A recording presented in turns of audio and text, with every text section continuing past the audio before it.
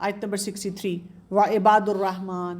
اب اللہ تعالیٰ اپنے بندوں کی بات کر رہے ہیں. بندے تو سارے ہی ہیں اللہ کے، لیکن یہاں پہ عباد الرحمن کہہ کے کچھ خاص بندوں کی بات کی جا رہی ہے. رحمان کے بندے جو رحمان کو پہچانتے ہیں، جو اپنی ڈیفیکلٹ ٹف فیصلوں میں، مشکلات میں بھی اللہ کو رحمان ہی سمجھتے ہیں. وہاں پہ اللہ تعالیٰ سے وہ اپنے ریلیشن شپ کو ویک نہیں کر دیتے. یہ نہیں کہتے لو کیا ہوا، مجھے کیا دیا اللہ نے. اللہ سے شکوے نہیں کرتے، ان کو اللہ ہمیشہ رحمان نظر آتا ہے. عباد الرحمن. اور عباد الرحمن کیا کرتے ہیں؟ الذین یمشون علی الارض حونا، اور وہ چلتے ہیں زمین پر آہستگی کے ساتھ. حونا. وَإِذَا خَاطَبَهُمُ الْجَاهِلُونَ، اور جب وہ مخاطب ہوتے ہیں جاہل لوگوں سے، قَالُوا سَلَامًا، تو وہ کہتے ہیں سلامتی ہو. اب یہاں پہ دو امپورٹنٹ اصول ہمیں دیے جا رہے ہیں. پہلا، چال، چلنا، باڈی لینگویج. باڈی لینگویج کیسی ہونی چاہیے، چال کیسی ہونی چاہیے، اس میں بناوٹ نہ ہو، ڈھیلا پن نہ ہو، معتدل چال ہو. اور اب دیکھیں، اس سے پہلے ہم نے ستاروں کا پڑھا، بروج کا پڑھا، چاند، سورج، ان کی چال کیسی ہے؟ اعتدال والی ہے، کیٹ واک نہیں ہے. ایسی نہیں ہے کہ آپ لوگوں کو اٹریکٹ کریں اپنی طرف، یا غلط طریقے سے آپ لوگوں کے ساتھ جو ہے اپنا رویہ رکھیں. یا کچھ لوگ بڑے ایروگنس سے چلتے ہیں کیونکہ انہوں نے کوئی برانڈیڈ فون پکڑا ہوا ہے، برانڈیڈ بیگ پکڑا ہوا ہے، برانڈیڈ شوز پہنے ہوئے ہیں، اور وہ دوسرے لوگوں کو لک ڈاؤن کر رہے ہیں. تو اللہ کے بندے عباد الرحمن الذین یمشون علی الارض حونا، بہت آہستگی سے چلتے ہیں. یہ وہ لوگ نہیں ہیں جو ڈھیلے ڈھیلے چل رہے ہیں، ان کو دیکھ کے ترس آنا شروع ہو جائے ان پہ. ہم نے تو ایسا سمجھ لیا. عمر رضی اللہ عنہ کے بارے میں کیا آتا ہے؟ کیسی چال چلتے تھے؟ برسک طریقے سے چلا کرتے تھے. تو انسان کی چال جو ہوتی ہے نا، اس کی پوری شخصیت کی عکاسی کرتی ہے. آپ کی آؤٹر پرسنالٹی کیسی ہونی چاہیے. اچھا، اس چال میں آپ کی سواری بھی ہے، آپ کس پہ سوار ہوئے ہیں، اس کو کیسے لے کے چل رہے ہیں. اچھا، کچھ لوگ ہیں نا موبائل فون پہ لگے ہوئے ہوتے ہیں اور گاڑی سلو سلو سلو سلو. بھئی آپ نے بات کرنی ہے، سائڈ پہ ہو جائیں، آپ باقی ٹریفک کو تو خراب نہ کریں. یا یہ کہ آپ کوئی کام کر رہے ہیں تو باوقار قسم کی آپ کی چال ہو. اور ایسی چال نہیں ہونی چاہیے جو لوگوں کو تکلیف دے رہی ہو، گھسیٹ گھسیٹ کے چل رہے ہیں، پاؤں مار کے چل رہے ہیں، لوگوں کو ٹکرے مار رہے ہیں. آپ کے کپڑے ایسے ہیں کہ چیزیں آپ کی ایسی پکڑی ہیں کہ الجھ رہے ہیں. راستے میں آپ کھڑے ہو رہے ہیں. راستے میں کھڑے ہونے کا تو ہمیں اتنا شوق ہے جسے کوئی انتہا نہیں.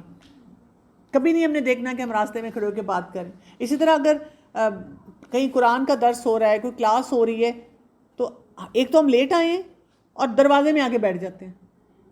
اس پہ ہمیں شرم آتی ہے. یہ نہیں شرم آتی، ہم دروازے میں بیٹھے ہیں. اگر کوئی کہ آگے آ جائے، کہتی نہیں میں یہیں ٹھیک ہوں. پھر ان کو بتانا پڑتا ہے کہ آپ دروازے میں بیٹھے ہوئے ہیں، راستے میں بیٹھے ہوئے ہیں، یہ بلاکنگ دا پاتھ. ایسی کتنی چیزیں ہیں جو کہ ہمیں نہیں سمجھ آتی کہ ہمیں کس طرح سے کرنا چاہیے. لفٹ ہے، سیڑھیاں ہیں، کتنی جگہیں ہیں چلنے کی. تو جیسے میں بتایا گیا نا کہ ایروگنس نہیں ہونی چاہیے، ہونا، آرام سے چلنے والے.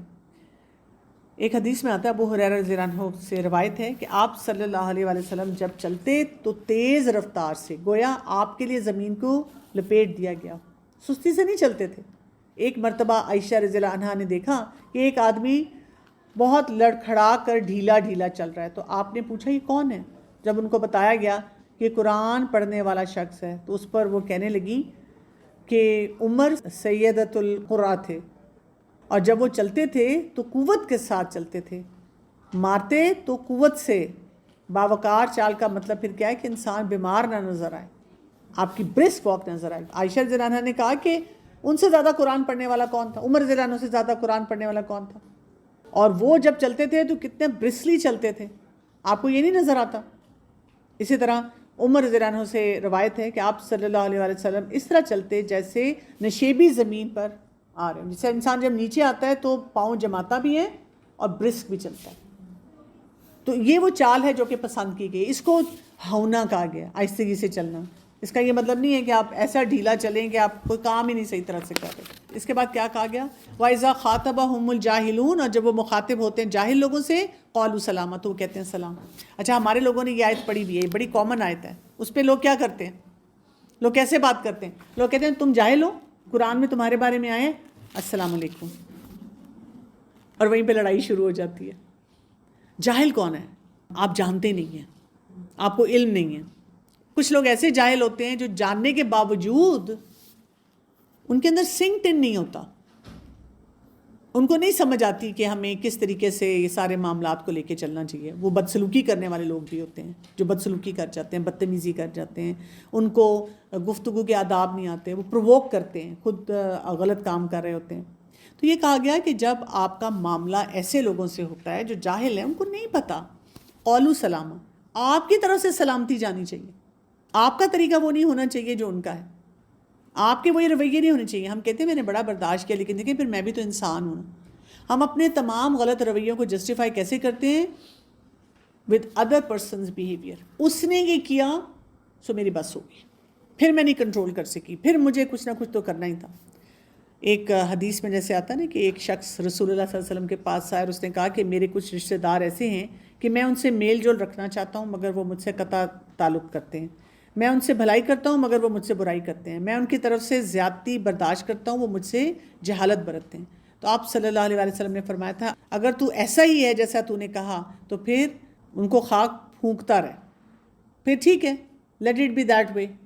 اگر تم جیسا کہہ رہے ہو ویسا ہے. مجھے اس حدیث میں یہ پارٹ سب سے اچھا لگتا ہے کیونکہ کبھی کبھی ہم اپنی انٹرپریٹیشن دیتے ہیں اور پھر ہم کہتے ہیں میں نے نا ڈاکٹر کمل سے بات کی تھی نا، وہ بھی یہ کہی تھی کہ تمہاری ساس واقعی بہت بدتمیز ہے اور تمہارے شوہر نارسسسٹ ہیں. تو دیکھیں آپ اپنی بات بتا رہے ہیں نا، تو آپ اگر جو بات بتا رہے ہیں وہ درست ہے، صحیح پیرامیٹر پہ ہے، تو پھر تو تمہارے جو رشتہ دار ہیں وہ سفرنگ میں ہوں گے، تمہارا تو وہ مسئلہ جو ہے اس طرح سے نہیں چلے گا. تو یہاں پہ ہمیں یہ پتہ چلنا چاہیے کہ بیسیکلی یہ میں آیت بتا رہی ہے کہ ہماری پوری باڈی لینگویج، ہماری گفتگو، ہمارے اندر ٹھہراؤ، ہمارے اندر اعتدال کیسا ہونا چاہیے، ہمیں کہاں پہ اپنی انرجی کو انویسٹ کرنا ہے، کہاں پہ ہمیں اپنی انرجی کو بچانا ہے. ہم کیا کر رہے ہوتے ہیں؟ ہم خود الجھ جاتے ہیں، ہم ہر جگہ بیٹھ کے تقریر کرنا شروع کر دیتے ہیں، حجاب کیسا ہونا چاہیے اور بات کیسے کرنی چاہیے، اور جناب سورہ نور میں کیا آیا، سورہ الاحزاب میں کیا آیا، اور فلاں بات ہمیں کیا بتائی گئی ہے.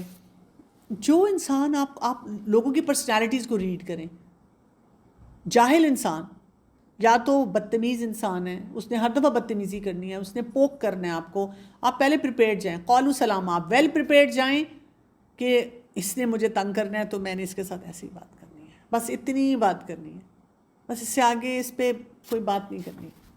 بولتا رہے، خیر مجھے کیا فرق پڑتا، کوئی بل تو نہیں مجھے ہینڈ اوور کیا جاتا کہ پلیز انہوں نے آپ کو اتنی باتیں بتائی ہیں تو یہ آپ ذرا 5,500 دے دیں. کوئی بھی نہیں، آپ خاموش بیٹھے رہیں، سنتے رہیں.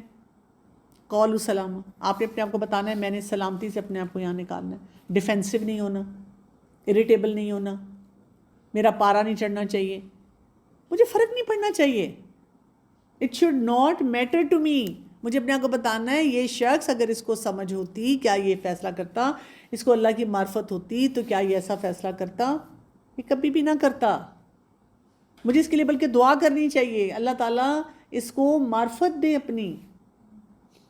یہ بھی اللہ کا بندہ ہے، اسی کی مخلوق ہے. میں اپنے لیے دکھی ہو رہی ہوں، مجھے باتیں سنا رہا ہے، میرا تو دکھ ہی ہونا چاہیے کہ اللہ کی معرفت حاصل کر لے، اللہ کا بندہ بن جائے. مبشرا و نذیرا. قولوا سلاما، سلامتی کے ساتھ، آرام کے ساتھ ہم نے وہاں سے گزر جانا ہے. اگر ہم یہ کام نہیں کرتے، ہم سلامتی کے ساتھ آرام سے وہاں سے گزرنا نہیں سیکھتے تو پھر پرابلم ہوتی ہے. تو ایک معتدل شخصیت کی، بیلنس پرسنالٹی کی یہاں بات ہو رہی ہے. حجاب اینڈ حیا means there is lot of balance in you. آپ ایکسٹریم رویے پہ نہیں ہیں، آپ ریجڈ نہیں ہیں، آپ ویک نہیں ہیں، ویل گراؤنڈیڈ ہیں، ٹھہراؤ والی پرسنالٹی ہے، پرنسپلڈ پرسنالٹی ہے، ماڈریٹ اپروچ کے ساتھ آپ سارے کام کرتے ہیں. تو جب ہونا مینس آپ کے اندر بہت ہیوملٹی ہے، تواضع ہے. سلامہ مینس کہ آپ ایموشنل کنٹرول کے ساتھ بہت سارے کام کرتے ہیں، آپ کو وہ طریقے آتے ہیں. اس کو جیسے اگر ہم اس سے بھی لنک کریں جو ہم نے پچھلی آیات پڑھی ہیں، جہاد الکبیرہ اور علم حجاج اور یہ ساری بشیر، اس طرح کے لوگوں کے ساتھ یہ ساری چیزوں کو بھی ہم نے ذہن میں رکھتے ہوئے پھر ان سے بات کرنی ہے اور ان چیزوں کو جیسے کہ نا دل پہ نہیں لینا. کیونکہ جب تک ہم یہ نہیں کریں گے تو ہمارے مسئلے مسائل ہم خود بڑھا رہے ہوں گے. یہ ہم بھی کرنا چاہتے ہیں، ہم بھی چاہتے ہیں ہم کسی سے لڑیں جھگڑیں نہ، ہم بھی چاہتے ہیں کہ ہماری پرسنالٹی میں ایک ٹھہراؤ نظر آئے. ہو نہیں پاتا. اب اس کا فارمولا جو ہے نا اگلی آیات میں جو ہے وہ دیا جا رہا ہے. آیت نمبر 64 کو دیکھیں. والذین، تو یہ کون سے لوگ ہیں؟ اور وہ جو والذین یبیتون لربہم سجدا وقیاما، کیا کرتے ہیں؟ اور وہ جو رات گزارتے ہیں اپنے رب کے لیے سجدہ کرتے ہوئے اور قیام کرتے ہوئے. ان کا فیول کہاں سے آتا ہے؟ ٹھہراؤ والا. ان کی شخصیت میں یہ جو ایموشنل گراؤنڈنگ آتی ہے وہ کہاں سے آتی ہے؟ یہ راتوں کو. رات تو اپنی ہے نا، یبیتون، رات گزار رہے ہیں اپنے رب کے لیے. ربہم، نیٹ فلکس سیریز نہیں دیکھ رہے، آن لائن گیمنگ نہیں چل رہی، ڈرامے اور ریلز نہیں چل رہے. کتنی خواتین کہتی ہیں، بچوں کے باوجود تو ڈانٹتی رہتی ہیں اور کہتی ہیں میں اتنی تھک جاتی ہوں تو میں پوچھتی اچھا آپ کب سوتی ہیں؟ بڑا شرمندہ کہتی 2 تو بج جاتے ہیں. اچھا 2 کیوں بجتے ہیں؟ قرآن کی تلاوت کر رہی تھیں، حفظ کر رہی تھیں، کسی بڑے اچھے پروجیکٹ پہ کام کر رہی تھیں. جی پروجیکٹ کیا تھا؟ ریلز اسکرولنگ، انوائنڈ کرنے کے لیے. تھک جاتی ہوں نا. سجدا و قیاما. جب تک آپ اللہ تعالیٰ کے ساتھ اپنا تعلق مضبوط نہیں کریں گے، آپ کسی بھی حکم کو جو اللہ تعالیٰ نے دیا ہے اس کو سسٹین ہی نہیں کر سکتے. آپ کو ہر وقت دین پڑھنا پڑھانا پڑے گا. یہ ہو ہی نہیں سکتا. مجھے جب کوئی کہتا ہے نا اچھا ماشاء اللہ آپ اتنے کام کر رہی ہیں، تو پھر میں ان کو جب میرا کوئی انٹرویو لے تو میں اس کو کہتی ہوں ایکچولی نا میں بہت نکمی ہوں، بہت سست ہوں، میرا نفس بھی بڑا کمزور ہے. ہاں نہیں آپ بہت کثر نفسی سے کام لے رہی ہیں. میں کہتی ہوں میں آپ کو حقیقت بتا رہی ہوں اپنی. تو مجھے ڈر لگتا ہے اپنے آپ سے کہ جب میں فارغ بیٹھی ہوں گی، آپ نے تو شاید 1 فلم دیکھی، میں 5-6 فلمیں دیکھوں گی. آپ نے شاید غلطی سے ایک جملہ بولا، میں 15 لوگوں کے بارے میں غیبت کر جاؤں گی. میں جانتی ہوں نا اپنے آپ کو. تو میں پھر اللہ سے دعا کرتی ہوں کہ اللہ تعالیٰ میں تو بہت کمزور انسان ہوں، سست انسان ہوں، نہیں کر سکتی سارے کام. تو مجھے آپ نے اپنی معرفت کے لیے انگیج رکھنا ہے. تو یہ میں کوئی آپ کو نہیں پڑھا رہی ہوتی، یہ میں اپنے آپ کو سیدھا رکھنا چاہ رہی ہوتی ہوں. اس سے اگر اور لوگوں کو فائدہ ہوتا ہے تو ہو جائے. تو سب سے پہلی ذمہ داری تو میری اپنے لیے ہے نا. آپ اللہ تعالیٰ کے ساتھ اگر کنیکشن ویک کر دیں گے، آپ انجوائے کر لیں، ویکیشنز منا لیں. اب میرے بچے بھی میرا مذاق اڑاتے ہیں نا، اماں کی vacation is always with her associated with اور jam packed with her commitments, lectures, یہ وہ، کیونکہ مجھے پتہ ہے پیور ویکیشن مجھے تباہ کر دے گی. اور اگر مجھے لگے کبھی پیور ویکیشن کرنی پڑ رہی ہے تو پھر مجھے اس میں بھی پھر اپنا وہی پتہ ہے نیچر لنک اور وہ باقی چیزوں کو بڑھانا پڑتا ہے، کچھ نہ کچھ کام ایسا کرنا پڑتا ہے. تو اب اللہ سے تعلق نہیں ہوگا تو آپ یہ سارے کام نہیں کر سکتے، پاسبل ہی نہیں ہے. مجھے تو ایٹ لیسٹ اپنے لیے کبھی نہیں لگا کہ میں کر سکتی ہوں. ورس نمبر 65 والذین یقولون، اور وہ جو کہتے ہیں ربنا اصرف عنا عذاب جہنم، اے ہمارے رب پھیر دے ہم سے عذاب جہنم کو. ان عذابہا کان غراما، بے شک عذاب اس کا ہے لازم ہونے والا. استغفر اللہ. ان کی نظر کس پہ ہوتی ہے؟ ہماری نظر کس پہ ہوتی ہے جب ہم اللہ کے احکامات پہ فوکس کرتے ہیں کہ لوگ تعریف کرتے ہیں، شوہر خوش ہو جائیں، اماں ابا خوش ہو جائیں، بڑی واہ واہ ہو جائے، مینٹل ہیلتھ چلو تھوڑی سی ٹھیک ہو جائے، تھوڑے سے ہم ریلیجس، کیونکہ ایکچولی ہماری فیملی ریلیجس ہے تو میں بھی ریلیجس ہی نظر آؤں. آئی نیڈ ٹو فٹ ان. مجھے گلٹ ہوتا ہے یہ ربنا اصرف عنا عذاب جہنم، مجھے جہنم کے عذاب سے بچا لے میرے رب. میرے رب مجھے جہنم کے عذاب سے بچا رہے، اس لیے کہ وہ تو عذاب غرامہ لازم ہونے والا ہے. یہ تو ہو کے رہنا ہے، جہنم نے چھوڑنا نہیں ہے. غرامہ نا اس کو بھی کہتے ہیں جو جیسے کسی نے قرض لیا ہوتا ہے نا، جب قرض لیا ہوتا ہے تو وہ مقروض کے پیچھے پھرتا ہے، دو بھی واپس میرا قرض، وہ لے کے چھوڑتا ہے. تو جہنم بھی ایک ایسی چیز ہے جو پکڑ کے رہے گی، چھوڑنے والی نہیں ہے. ان کو اس چیز سے ڈر لگتا ہے، اپنی اکاؤنٹیبلٹی سے. جو میں نے آپ کو بات بتائی کہ میری دوست نے صرف یہ نہیں کہا کہ اگر ہماری شکایت ہوگی کسی سینئر کو، ہمارا پروگرام اس کے بارے میں لوگ کیا سوچیں گے، ہم ایک بڑی گڈ پکچر دین کی پریزنٹ کرنی ہے سب کو. اس نے کہا تمہاری آخرت کا کیا بنے گا، تم آخرت میں کیا کرو گی. اصل تو ہمیں یہ چیز سوچنی ہے. میری ایک دوست ہے، انہوں نے ایک دفعہ بتایا کہ ہماری فیملی میں کوئی بھی لڑکی پردہ نہیں کرتی تھی یا کوئی ایسی چیز تھی. اور وہاں پہ ایک بچی نے قرآن کا کورس کیا. اب کہتی کیونکہ مکس سا کراؤڈ تھا, عید والا دن تھا, ہم سب تیار ہو کے بیٹھے, تو وہ بچی آئی تو اس نے اسی طرح اپنا چادر بڑی سی لی ہوئی, اور she wasn't that dressed up because اسے پتا تھا کہ گھر میں سب لوگ ہوں گے.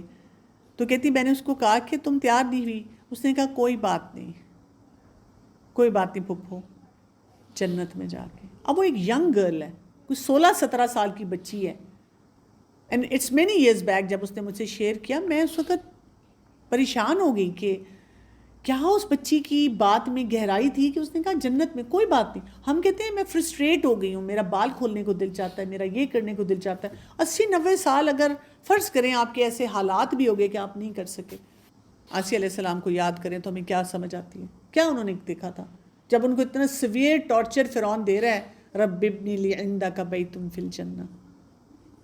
آخرت اورینٹیڈ اگر آپ نہیں ہیں آپ کچھ نہیں کر سکتے. آپ کی دعاؤں میں یہ شامل ہو جائے. کتنی خوبصورت دعا ہے نا, اس کو ہمیں پڑھتے رہنا چاہیے.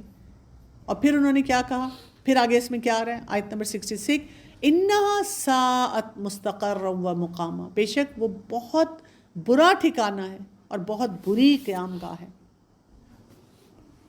تو انسان کو سوچنا چاہیے ایکچوئل ریپرکشن. دنیا میں آپ دیکھیں ہم ہر چیز کا ریپرکشن سوچتے ہیں, پڑھائی نہ کی تو کیا ہوگا, میرے بچے کے لیے ہم نے کوئی جائیداد نہ چھوڑی تو کیا ہوگا, گھر نہ بنا کسی کا تو کیا ہوگا.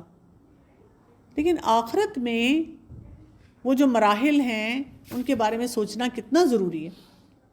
کچن میں نہیں جانے دیتے چھوٹے بچے ہوں کہ او ہو آگ نہ لگ جائے. چائے کا کپ پڑا ہو تو ہماری کوئی چھوٹا بچہ پھر رہا ہو تو ہماری نظریں ادھر ہوتی ہیں کہ دھیان سے چائے کو دیکھو, یہ اس بچے کو دیکھو, چائے کو کہیں اونچی جگہ پہ رکھو.